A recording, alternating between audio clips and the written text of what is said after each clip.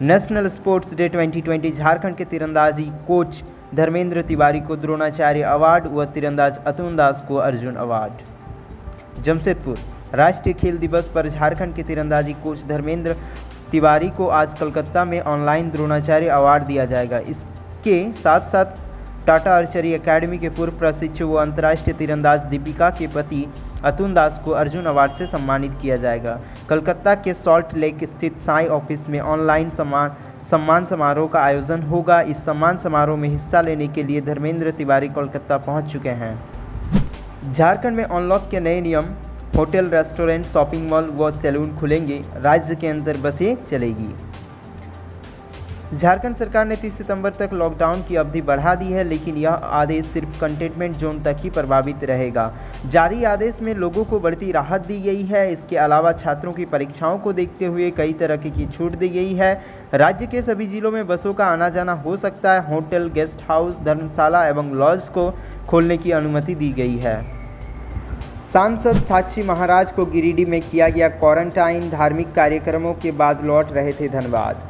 उत्तर प्रदेश के उन्नाव से भाजपा के सांसद हैं साक्षी महाराज। शहर के शांति भवन में किया गया है क्वारंटाइन। एसडीएम प्रेरणा दीक्षित के निर्देश के बाद पीटर टांड थाना की पुलिस ने बैरिकेडिंग कर महाराज को रोका। उत्तर प्रदेश के उन्नाव लोकसभा सीट से भाजपा के सांसद साक्षी महाराज को गिरिडीह में क्वारंटाइन किया गया है। साक्षी महाराज शुक्रवार को गिरिडीह पहुंचे थे। यहां एक कार्यक्रम में शामिल होने के बाद वे सड़क मार्ग के जरिए शनिवार को धनबाद लौट रहे थे। इस संबंध में एसडीएम प्रेरणा दीक्षित को सूचना मिली, जिसके बाद उन्होंने कुछ दूर तक साक्षी महाराज के काफिले का पीछा किया। फिर उन्होंने इस संबंध में पीटर टांड थाना की पुलिस से बात की, जिसके बाद सड़क पर बैरिकेडिंग लगाकर साक्षी महाराज को रोक लिया गया।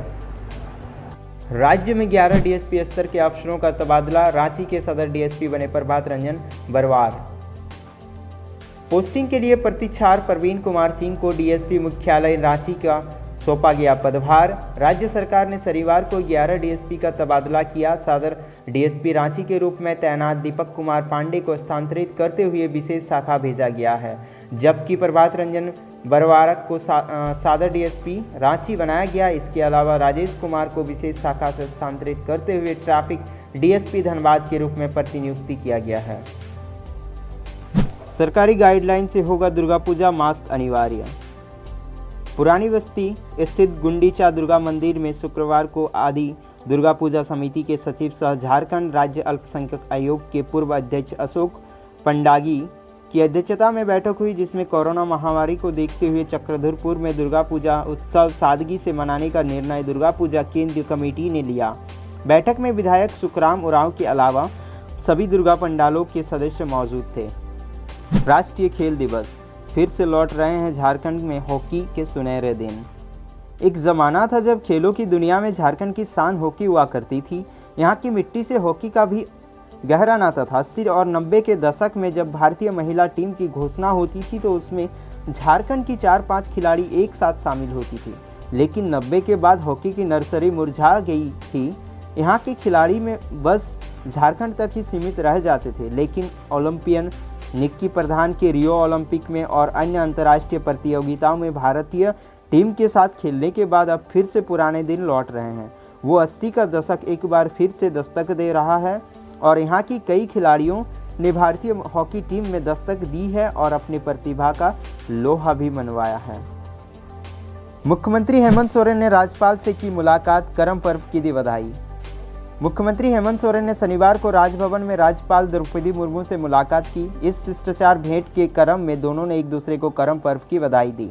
मुख्यमंत्री ने इस क्रम में कोरोना के प्रसार पर नियंत्रण हेतु राज्य सरकार द्वारा किए जा रहे प्रयासों की भी जानकारी राज्यपाल को दी। राज्यपाल ने भी कोरोना मरीजों को उपलब्ध कराई जा रही स्वास्थ्य सुविधा की जानकारी मुख्यमंत्री से ली।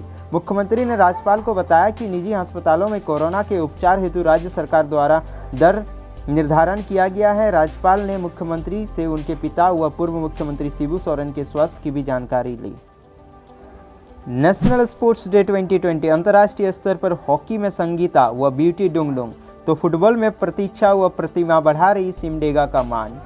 सिमडेगा अंतर्राष्ट्रीय स्तर पर हॉकी में संगीता व ब्यूटी डुंगडुंग समेत अन्य खिलाड़ियों ने नाम रोशन किए हैं, तो फुटबॉल में प्रतीक्षा व प्रतिमा जिले का मान बढ़ा रही है। हॉकी की नर्सरी में फुटबॉल के खिलाड़ियों ने विश्व स्तर पर अपनी पहचान बनाई है। यहां से 100 से ज़्यादा भी राष्ट्रीय एवं अंतर्राष्ट्रीय हॉकी खिलाड़ी निकले हैं। कोरोना से जंग, बिना अनुमति रैपिड एंटीजन टेस्ट कर रहे प्राइवेट अस्पताल, स्वास्थ्य विभाग ने चेताया कार्रवाई होगी। सिर्फ 6 प्राइवेट अस्पतालों को मिली है रैपिड एंटीजन टेस्ट की अनुमति। राज्य में कई प्राइवेट अस्पताल बिना मशीन के ही रैपिड एंटीजन टेस्ट कर रहे हैं। स्वास्थ्य विभाग ने इसे नियम विरुद्ध बताया।